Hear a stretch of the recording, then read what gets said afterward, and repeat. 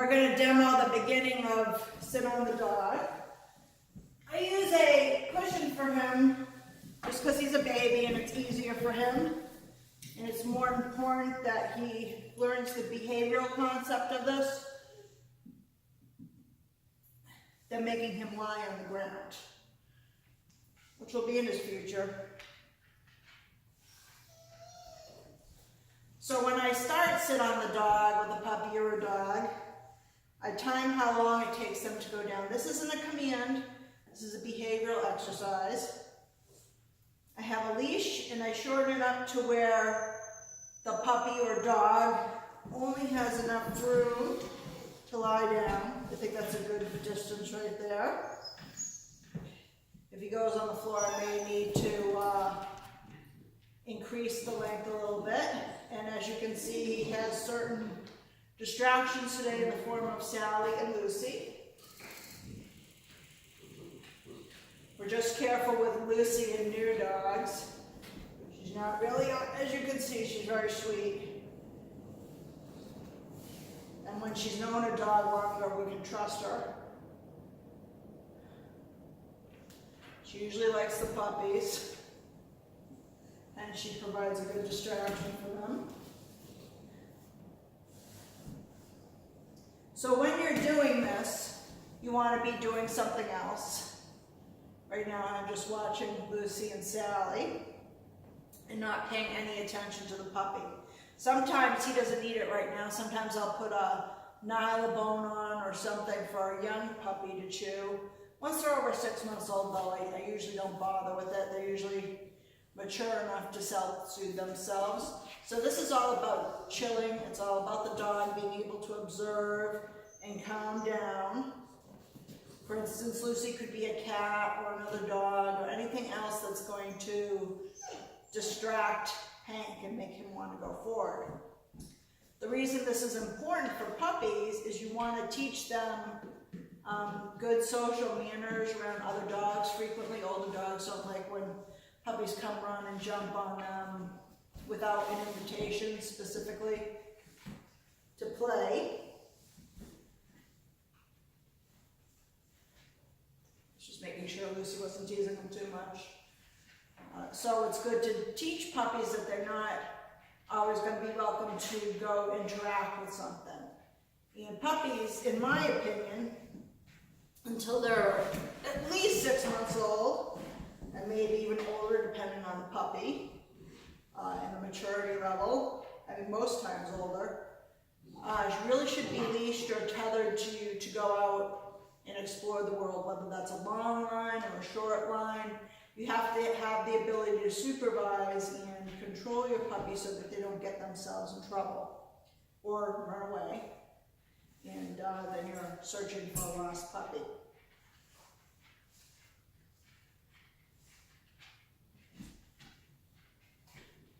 So he's very intrigued with Sally, who's brand new to him today. Lucy, not so much.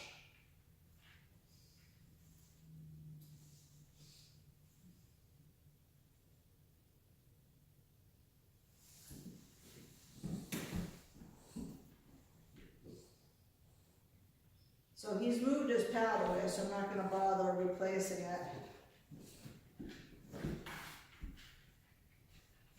Lucy! I know. Keep your distance there. Don't distract him too much. So with bulldogs especially, or terriers, or your breeds like Chihuahuas, this part can take a long time. Actually, we'll move his pad back.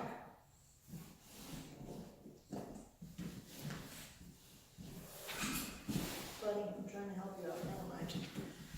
This part can take a long time because they're just learning to self-chill, and bulldogs, terriers, other breeds like that get very amped up,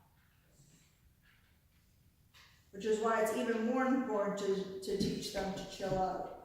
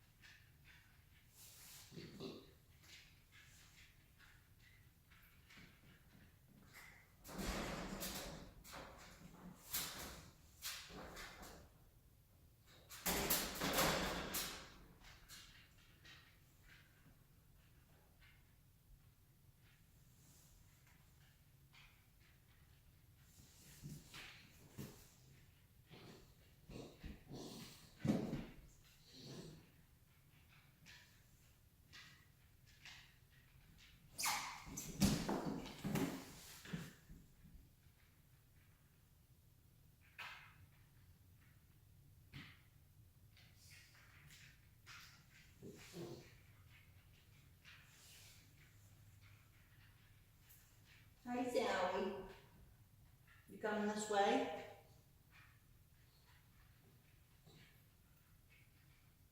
Sally. By today, Sally's gonna be playing with this puppy most likely. She's not a big fan of your, Sally. She's teasing him now. She's not a big fan of your untrained puppies either. Sally!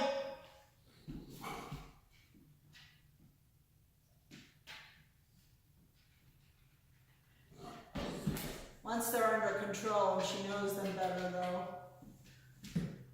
Stop it. She's quite a fan. Sally's going to make this process longer.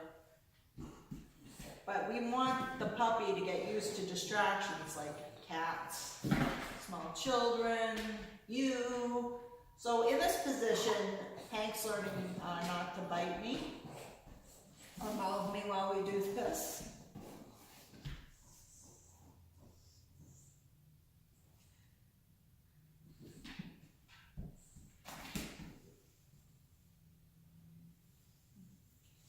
In that he can be close to things, but he might not always be permitted to get near things or people.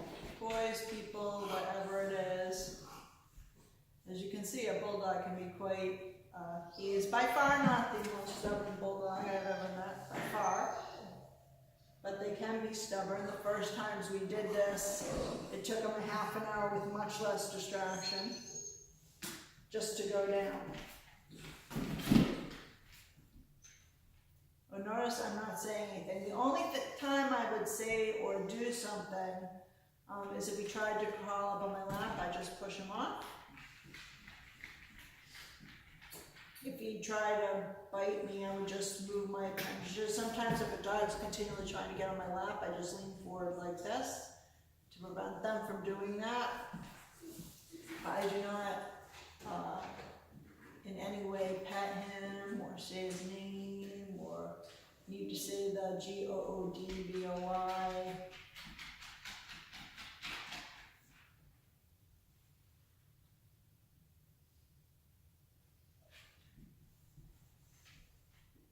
Where'd Lucy go, Sally? Huh? Where'd she go? I know.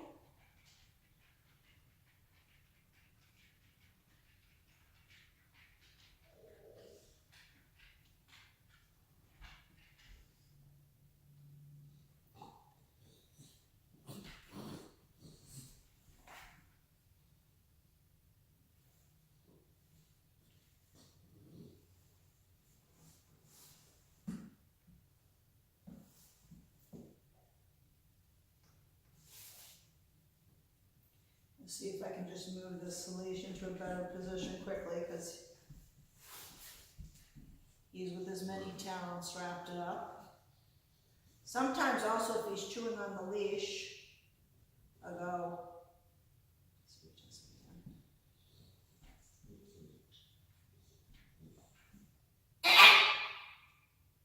and that's different for all dogs. Some dogs that's not going to phase at all. It tends to stop him. Or if we choose on the chair, same thing.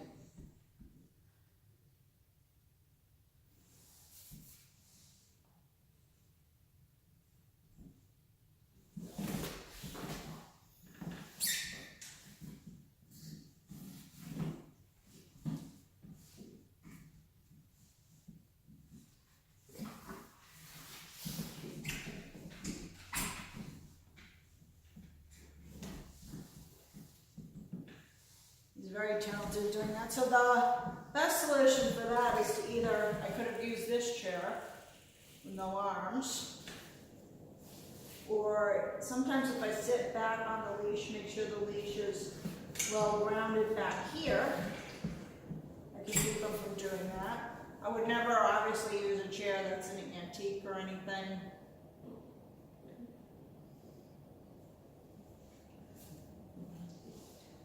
That I liked a lot for dog training purposes.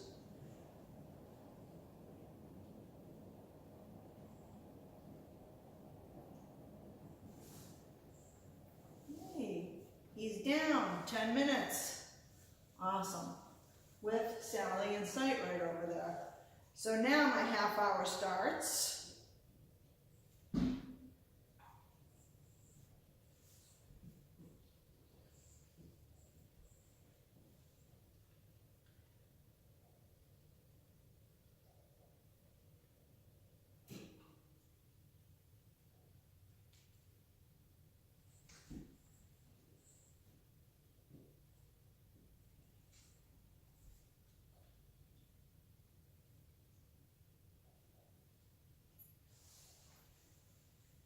So at this point, I'm usually on my phone or reading a book or watching TV. The TV is not on because I get copyright infringement messages all the time. But that means anything usually, but it's annoying.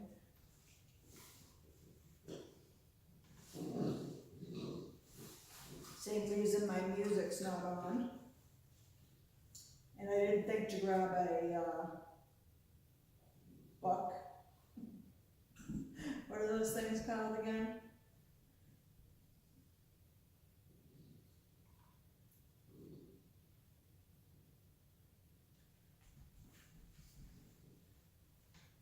So pretending, because we're going to be, actually the owners are going to pick this up this week, and we're going to do other things with Hank. So pretending we're at the 29.59 mark of my 30 minutes after the dog has gone down on their own, I wait until the dog goes down, then pretending we're at that mark.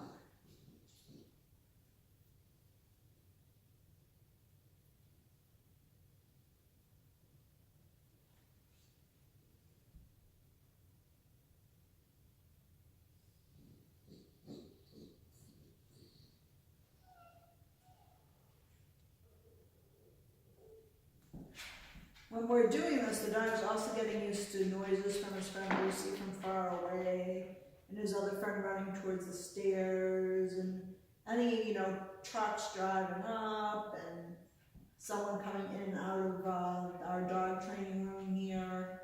All that stuff the puppy's getting used to, or the dog's getting used to.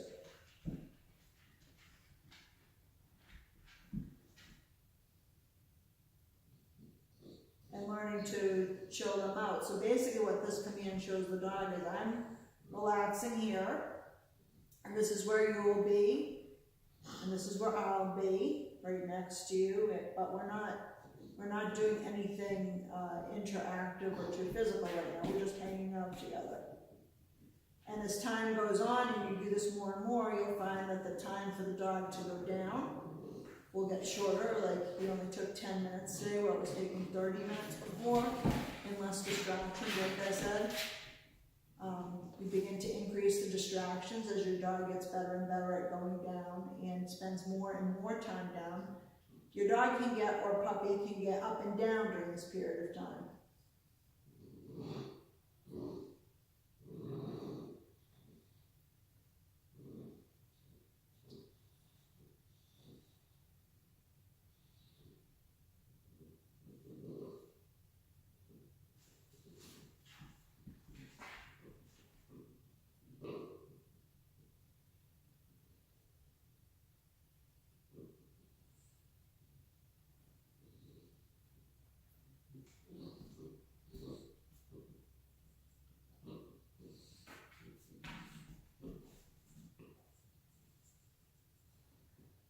And it's nice when you have a short dog like this, if you have a camera or mirror so you can see whether the dog is going down or not, or has gone down or not. Up.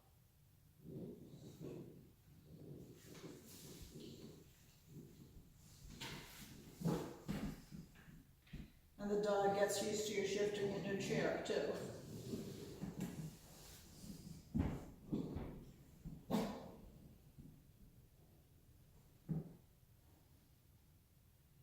Brody!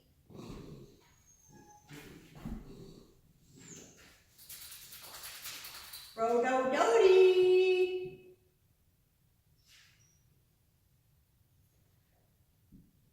We have an old man downstairs. I expect he's cuddling with Lucy on the blanket. Sometimes he gets lonely down there. So I like him to know that he can come up. It's hard. It gets harder for him to come up the stairs every day.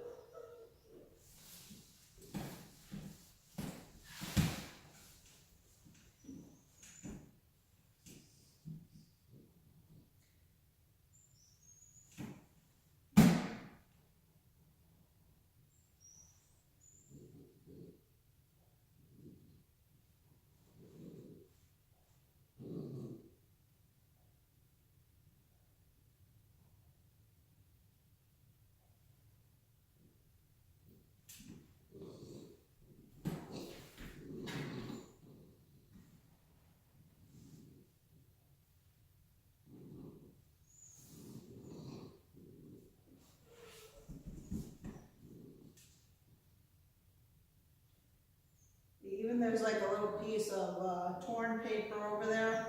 Even that's distracting puppy Hank. If you work through this now, you'll be much happier later on. And it's very simple and easy to do. That's the beauty of this exercise.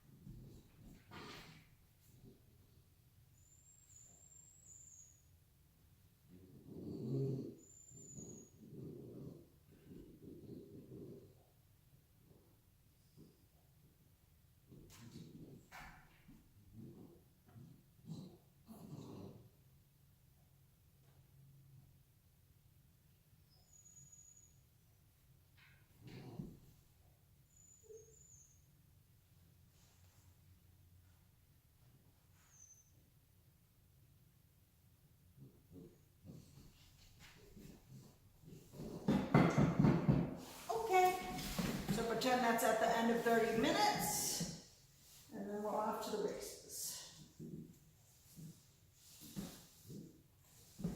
So you can do that before doing work. You can do it after doing work. After baby puppy is usually more tired, obviously. And now we'll do some exercises with Hank in a separate video around Miss Sally, who he's very interested in. Or you could consider around your cats or children, or whatever it is that is distracting your puppy or dog.